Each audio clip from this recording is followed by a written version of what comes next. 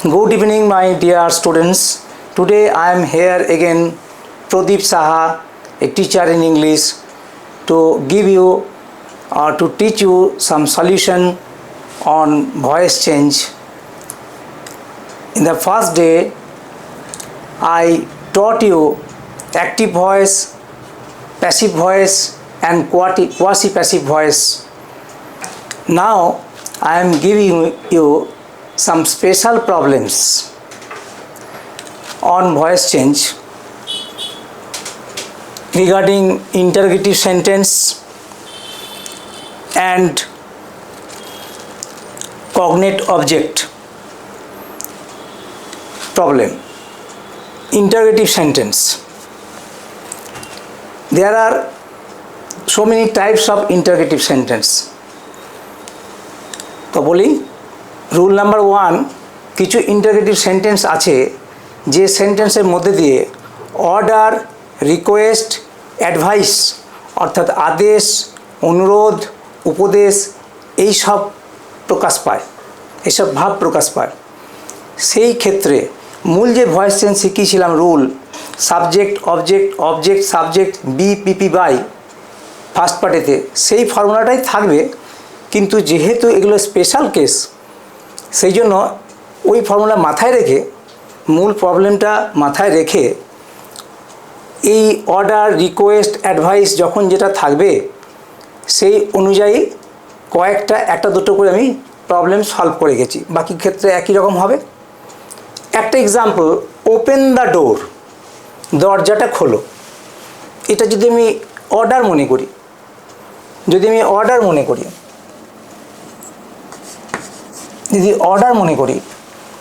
তাহলে এটা প্রথমে হবে একটা লেট লাগাতে হবে, তারপরে দ্য ডোর, এই যে অবজেক্ট মানে ওপেন দ্য ডোর মানে ইউ ওপেন দ্য ডোর, সেটা উজ্জ্ব আছে, সেটা নেই, এখানে দেখা যাচ্ছে না, তাহলে আমরাও ইউ ব্যবহার করব না, যেমন আছে সেটাই লাগাবো। একটা লেট লাগাতে হবে, তারপর অবজেক্ট দিতে হবে, অবজেক্টে কি এখানে দি ডোর, তারপর একটা বি ভার্ব লাগাতে হবে, তারপরে মূল ভার্ব ওপেন সেটার পাস্ট পার্টিসিপল ফর্ম করতে হবে, পিপি অফ মেন ভার্ব। তাহলে ফর্মুলাটা কি দাঁড়ালো? Let plus object plus PP of the main verb, let plus object plus be verb plus PP of the main verb. So the formula of solving interrogative sentence expressing order, the answer should be guided by this formula. Open the door, এটা question, তাহলে কি হবে? Late একটা থাকবেই order বললে, তারপরে object D ডোর, তারপরে be verb আসবে বি, তারপরে মূল ভার্ব ওপেন, এটার পাস্ট পার্টিসিপল ফর্ম, তাহলে let the door be opened. Clear? বাকি যে কোনো অর্ডারে এই ফর্মুলাটাই লাগবে। সুতরাং আমি ইনস্ট্যান্স বাড়াইনি, উদাহরণ বাড়াইনি, ফর্মুলাটা সহজ করে লিখে দিয়েছি এবং এক্সপ্লেন করে দিলাম। আর একটা ক্ষেত্র হতে পারে যে সেখানে হয়তো ঠিক অর্ডার নয়, অ্যাডভাইস দিচ্ছে, এই যে অ্যাডভাইস, তাহলে সেটা কি হবে? মানে পরামর্শ, উপদেশ। একটা এক্সাম্পল দিচ্ছি, ওপেন ইয়োর টিচার, তোমার শিক্ষককে মান্য করো। এটা নিশ্চয়ই অর্ডার হতে পারে না, এটা পরামর্শ বা উপদেশ। তাহলে এখানে ইয়োর টিচার এটা অবজেক্ট ছিল, এটা সাবজেক্টের দিকে চলে গেল, ইয়োর টিচার। তারপরে এটা উচিত, ঔচিত্য অর্থে বোঝাচ্ছে, উচিত অর্থে হলে শুড বসে, ইয়োর টিচার শুড। তারপরে বি ভার্ব লাগবে প্যাসিভ ভয়েসের জন্য, বি ওবেড, ওবেটা মেন ভার্ব। তাহলে ফর্মুলাটা কি দাঁড়ালো? এই যে অবজেক্টটা সাবজেক্টের জায়গায় চলে এলো, ইয়োর টিচার, তারপরে উপদেশ বোঝাচ্ছে বলে শুড, তারপরে প্যাসিভ ভয়েসের বি ভার্ব লাগবে, তারপরে মূল ভার্বের পাস্ট পার্টিসিপল ফর্ম হবে। তাহলে your teacher should be obeyed. Clear? Your teacher should be obeyed. তাহলে subject plus should plus be plus main ভার্বের PP of the main verb. আমি সেন্টেন্সের তলায় তলায় আন্ডারলাইন করে দেখিয়ে দিচ্ছি এটা। তাহলে 2 নম্বর প্রবলেমটা হয়ে গেল। এরকম এই জাতীয় পরামর্শ জাতীয় যা কিছু হবে, উপদেশ জাতীয় যা কিছু হবে এই ফর্মুলায় হবে, যে সাবজেক্ট তারপরে শুড তারপর বি প্লাস মেন ভার্বের past participle form. In the third pattern, যদি ইন্টারগেটিভ সেন্টেন্সের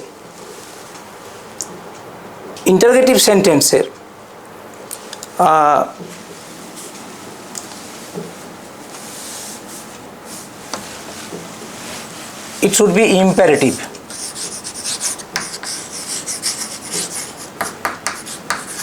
ইম্পারেটিভ সেন্টেন্স, যদি ইম্পারেটিভ সেন্টেন্স, এতক্ষণ আমি যেটা ইন্টারগেটিভ বলছিলাম, সরি, এটা ইম্পারেটিভ করে নাও। যদি ইম্পারেটিভ সেন্টেন্সের যদি প্লিজ কোথাও থাকে, সেন্টেন্স স্টার্টিংয়ে আমরা বলি না প্লিজ এটা করে দাও, প্লিজ ওটা করে দাও, তাহলে প্লিজ ডু দ্য ওয়ার্ক, দয়া করে কাজটা করে দাও, তাহলে প্লিজ কথাটার মধ্যেই অনুরোধ আছে। যেখানে থাকবে প্লিজ সেখানে হবে কি, প্লিজটার মধ্যেই ইন্টারগেটিভ সেন্সটা লুকিয়ে আছে, ইম্পারেটিভ সেন্সটা, অনুরোধ। তাহলে ইউ আর রিকোয়েস্টেড, এইখানেই প্যাসিভ ভয়েসের ফর্মটা হয়ে গেল, ইউ আর রিকোয়েস্টেড।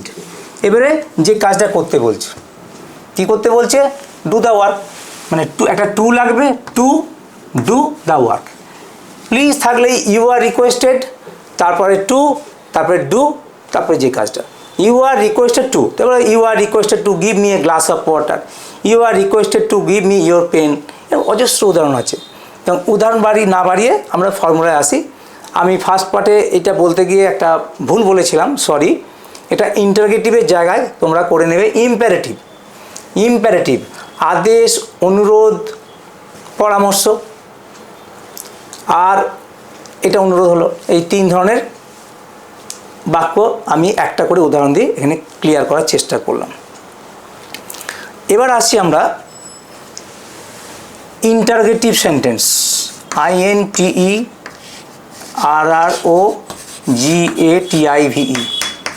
এই পার্টটা করছি আমি ইন্টারগেটিভ সেন্টেন্স। এই পার্টটা করছি ইন্টারগেটিভ সেন্টেন্স।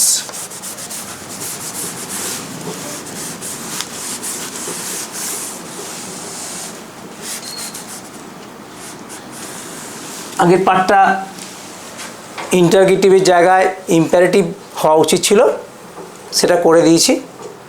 এবার আমি সেকেন্ড প্রবলেমে চলে যাচ্ছি, একটু কারেকশন করে নেবে তোমরা।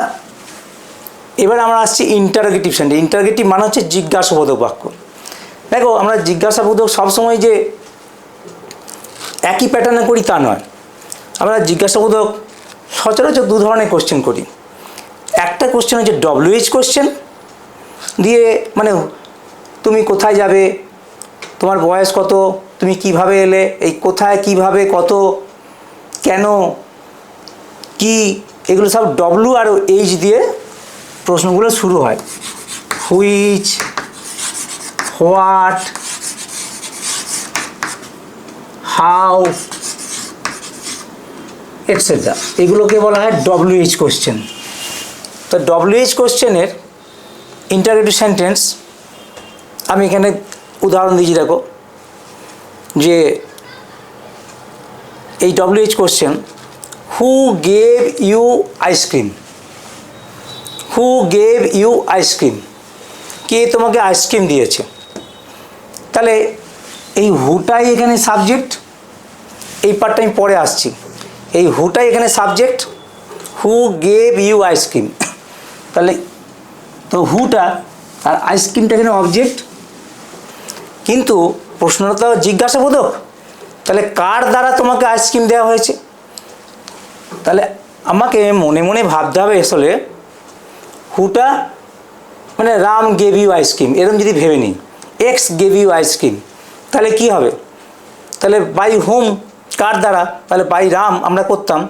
তাহলে হু থাকলে বাই হুম করবে, আর গেভ পাস্ট টেন্সে আছে বলে বিভাবটা ওয়্যার হবে বা ওয়াজ হবে। ওয়্যার ইউ, ইউ আছে বলে ওয়্যার হচ্ছে, by whom were you give gave given give gave given past participle form ice cream. এটা আগের পার্টের পড়াটা, আগের দিনের পড়াটা যদি শুনে থাকে কেউ তাহলে ফর্মুলাটা ধরতে পারবে আর কি। By whom were you given ice cream, এ একটা হয়ে গেল WH কোশ্চেন।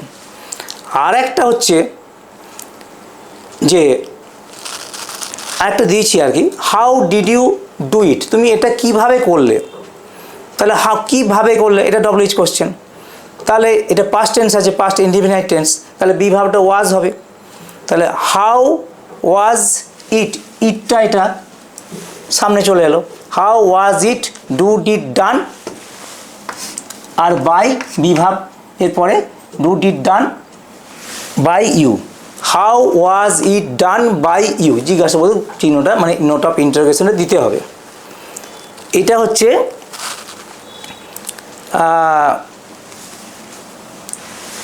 এই WH কোশ্চেন দিয়ে ইন্টারগেটিভের পার্টটা হলো।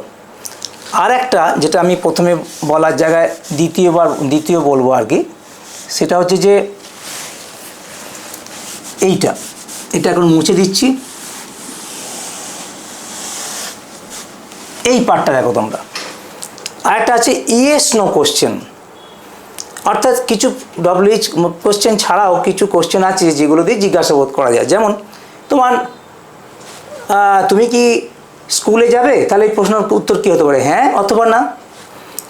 অথবা তুমি কি খেয়েছো, হয় হ্যাঁ দেবে না দেবে, এটার উত্তর কি WH দিয়ে হবে, এটা কি WH দিয়ে এর উত্তর হয়। অর্থাৎ কিছু প্রশ্ন আছে যেগুলোর উত্তর হয় ইয়েস হবে, না হয় নো হবে, সেটাও তাহলে তো ইন্টারগেটিভ সেন্টেন্স। তাহলে একটা উদাহরণ দিই, যেমন do you see the bird, তুমি কি পাখিটা দেখতে পাচ্ছ, এটা অ্যাক্টিভ ভয়েসে আছে। তাহলে এটার প্যাসিভ ভয়েস কী হবে, মনে মনে এটাকে ভেবে নিতে হবে। এটা করতে গেলে do you see the bird, এটা ফর্মুলাটা কীভাবে বার করবে, এটাকে ইউ সি দ্য বার্ড, এটাকে একটা হ্যাঁবাচক বাক্যে করে নেবে, ইউ সি দ্য বার্ড, এটা মনে মনে করে নাও। প্রথম করার ক্ষেত্রে এটা করতে হবে, দিয়ে কি করতে হবে, এটাকেরই প্যাসিভ ভয়েস করো, the bird is seen by you, কিন্তু উত্তরটা তো আমার জিজ্ঞাসাবোধক হতে হবে, এটা তো হ্যাঁবাচক বাক্য, এটা জিজ্ঞাসাবোধক বাক্য নয়। তাহলে এইখান থেকে কী করতে হবে, উত্তরটা আসলে আমার আছে do you see the bird, তা the bird is seen by you. তাহলে এখানে যেহেতু অক্সিলারি ভার্বটা মেন ভার্বটা নয়, অক্সিলারি ভার্বটা মেন ভার্ব তো এইটা প্রথমে আছে, তাহলে এখানকার যে অক্সিলারি ভার্ব সেটাকে কনভার্ট করে নিতে হবে ইউ সি দ্য বার্ডে, দিয়ে সেটা থেকে প্যাসিভ ভয়েস করতে হবে, যেটা আগের দিন নিয়মে বলেছিলাম। তাহলে the bird is seen by you, কিন্তু আমার কোশ্চেনটা এইটা নয় তো, জিজ্ঞাসাবোধকটা। তাহলে এখানে কী করতে হবে, এখানে অক্সিলারিটা যেমন এগিয়ে আছে, এখানেও এই অক্সিলারি ভার্বটা সাহায্যকারী ভাব is the bird seen by you, দেখো জিজ্ঞাসাবোধক ছিল, জিজ্ঞাসাবোধক চলে এলো। আসলে এইটা তাহলে মাঝখানে আমাদের টেকনিক, এটা কেন করলাম, প্রথম করতে অসুবিধা হয়। তাহলে do you see the bird, তাহলে এটাকে আমি যদি পজিটিভ বাক্যে করি ইউ সি দ্য বার্ড, তার প্যাসিভ ভয়েস খুব সোজা, the bird is seen by you. কিন্তু আমাকে তো এই কোশ্চেনটা দেয়নি, দিয়েছে এই কোশ্চেনটা। তাহলে আমি কি করব, এটার ক্ষেত্রে এই যে ইজটা মানে এই বি ভার্বটা এটাকে সামনের দিকে এগিয়ে আনবো, জিজ্ঞাসাবোধক কোশ্চেন বলেছে বলে। তাহলে is the bird seen by you, clear. এগুলো অনেক স্টুডেন্টের প্রবলেম হয়। প্রথমে আমি আগেরটা বলে তারপরে পরেরটা বলেছিলাম, আমি কারেকশন করে নিলাম। আর একটা আছে, সেটা হচ্ছে যে কগনেট অবজেক্ট। কগনেট অবজেক্টের ব্যাপারটা হচ্ছে যে ইন্টারগেটিভ সেন্টেন্স মানে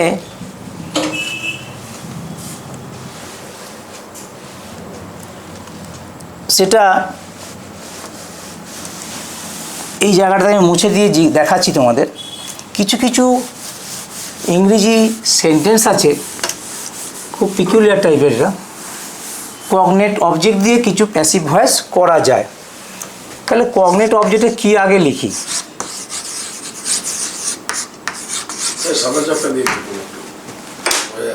বোঝা যাচ্ছে না?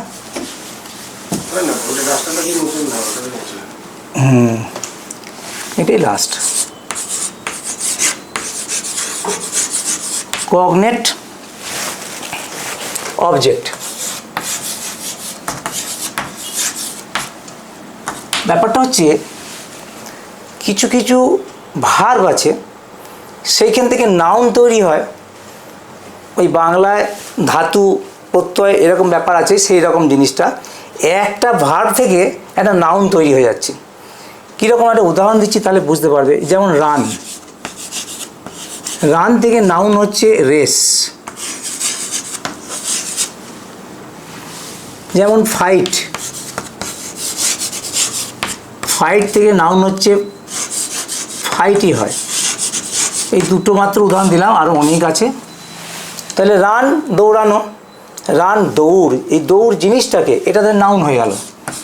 এই নাউনটাকে, এই নাউনটা যখন ভয়েসে আসবে অবজেক্ট হিসেবে, তখন এটাকে কগনেট অবজেক্ট বলে। বাংলায় বলে সমধাতুজ কর্ম, সমধাতুজ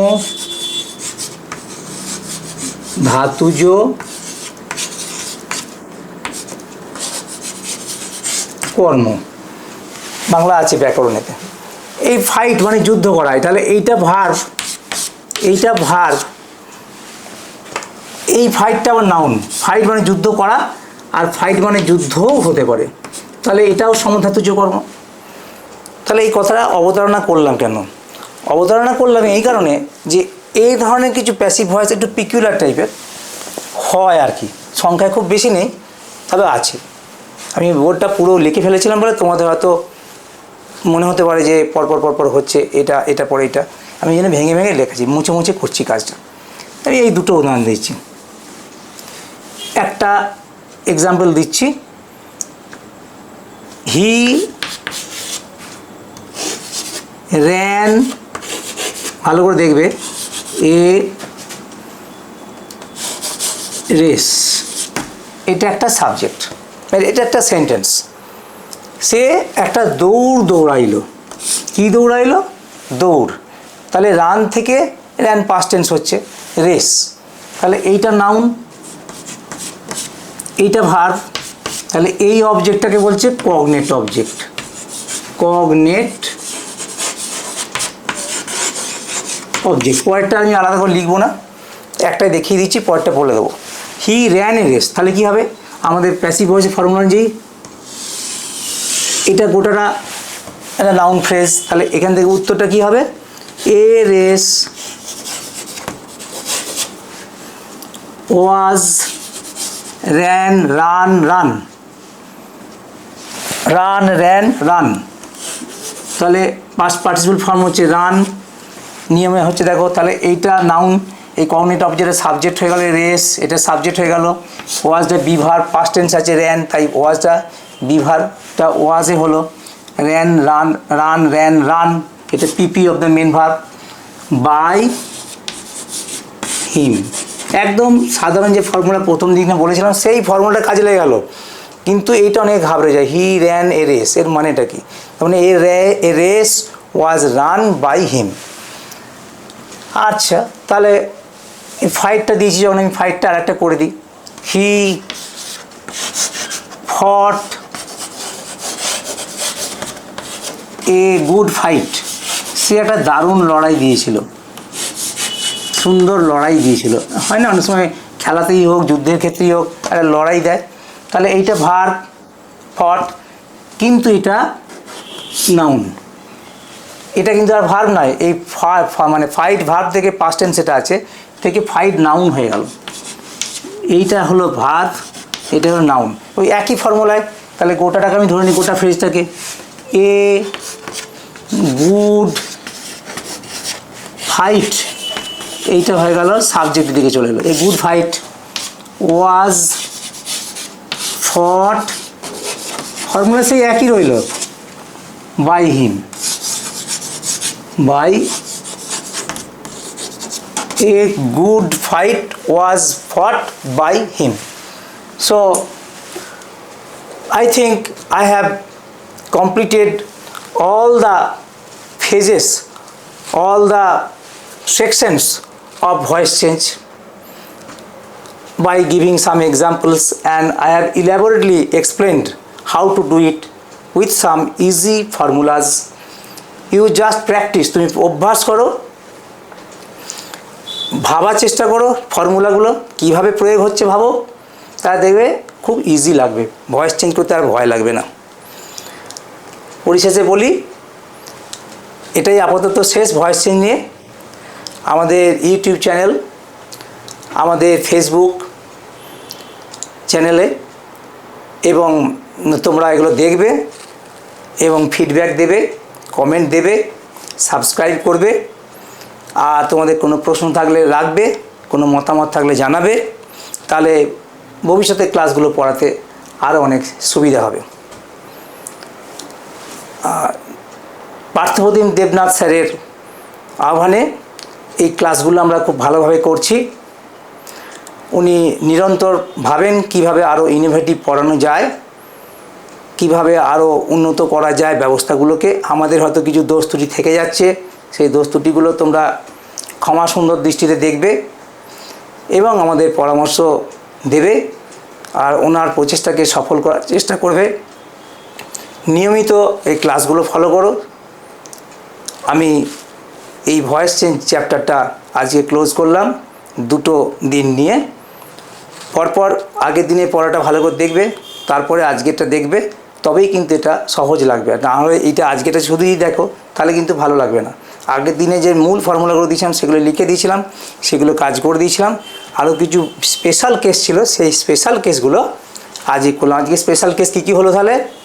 ইন্টারগেটিভ সেন্টেন্স যে ধরনের হয়, আর আমি আগে ইন্টারগেটিভ ইম্পারেটিভ এটা একটু ওপর নিচ হয়ে গেছিলো, আমি মুছে দিয়ে কাজটা করলাম, হয়তো তোমাদের কনফিউজিং লাগতে পারে সেই জন্য। আর লাস্টে যেটা করলাম, কগনেট অবজেক্ট বলার জিনিস হয়, অবজেক্ট সেটা কগনেট মানে সমধাতুজ, যে সমধাতুজ কর্ম, যে ভার্ব থেকেই তৈরি হচ্ছে একটা নাউন সরাসরি, তাহলে সেই নাউনটাকে আমি সাবজেক্টে চলে যাব, যেটা লাস্ট 2টো উদাহরণ দিয়ে দিলাম। So that's all about your passive voice and active voice and quasi passive voice, cognate object যুক্ত ভয়েস, ইন্টারগেটিভ সেন্টেন্স যুক্ত ভয়েস ইন ডিফারেন্ট ফর্মস।